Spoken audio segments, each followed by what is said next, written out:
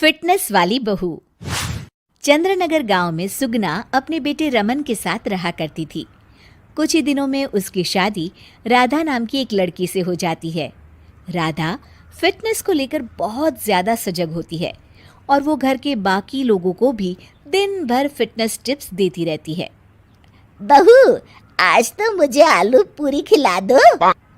नहीं माँ जी, उसमें बहुत ज्यादा फैट और कोलेस्ट्रॉल होता है।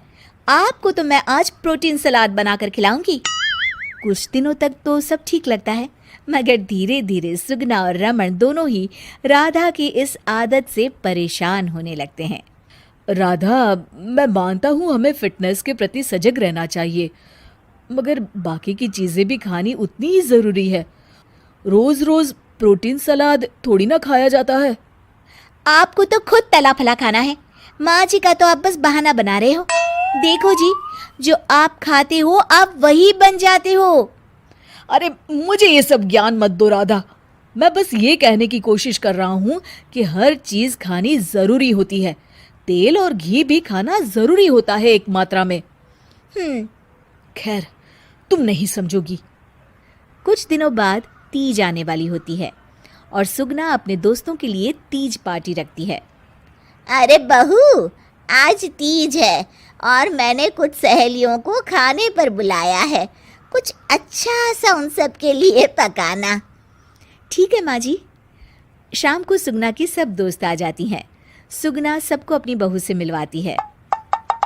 अरे वाह सुगना, तुम्हारी बहू तो बहुत ही खूबसूरत है। सिर्फ खूबसूरत ही है या गुनी भी? अरे नहीं नहीं, मेरी बहू बहुत ही संस्कारी है। घर का सारा काम भी खुद करती है। थोड़ी देर सब गप्पे मारते रहते हैं। फिर राधा टेबल पर खाना लगा देती है। खाना लगा दिया है मैंने, आप सब खा सकते हैं। सब लोग टेबल पर आते हैं। अरे ये सब क्या है?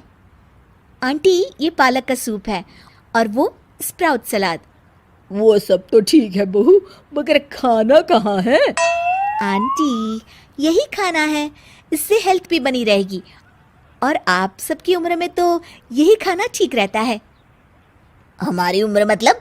अरे हम कोई बुढ़िया थोड़ी ना हो गई हैं।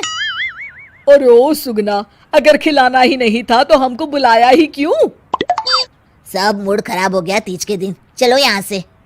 और ये सब बोलते हुए सब औरतें चली गई। अरे ऐसा क्यों किया राधा? मैंने बोला था ना कि कुछ अच्छा बनाना। तुम्हारे फिटनेस टिप्स हर जगह अच्छे नहीं लगते। आज तुम्हारी वजह से सब मुझे इतना सुना कर गई। जाओ, अब वो पालक सूप और सलाद खुद ही खाओ।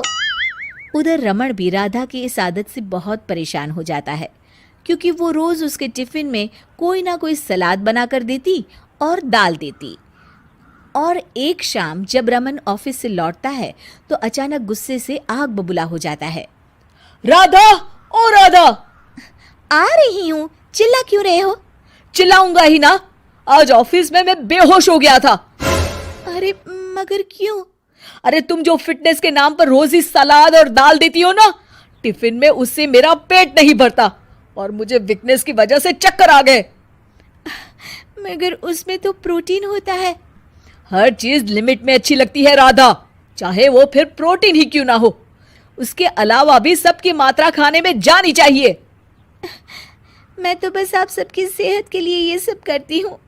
अरे इतना भी मत करो, हमें खुला छोड़ दो थोड़ा। थोड़े दिनों बाद एक दिन जब सुगना मंदिर से लौटकर आ रही होती है तो अचानक से गिर जाती है और उसकी सब उंगलियां और हाथ पैर जोर से अकड़ जाते हैं।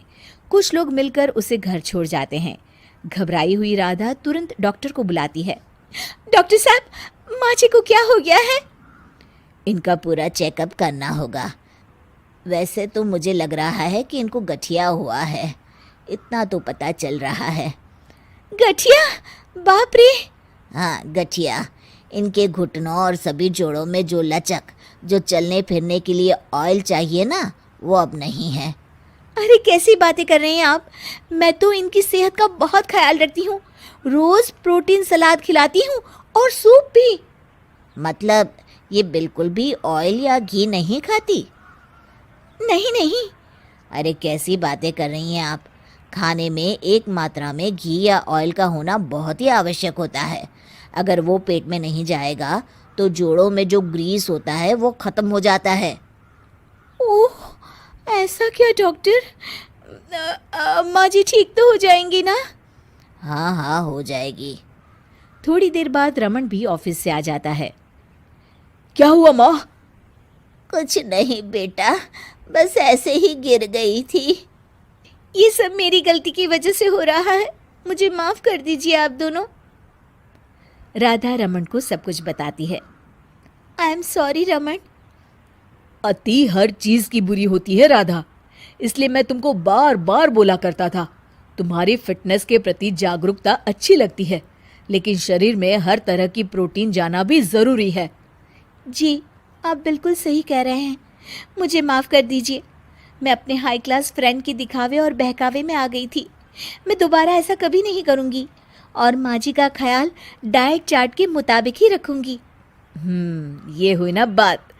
अब मेरे लिए आज अपने हाथों से देशी घी के गर्मा गर्म आलू के पराठे बना दो, तो ही मैं माफ करूंगा तुम्हें।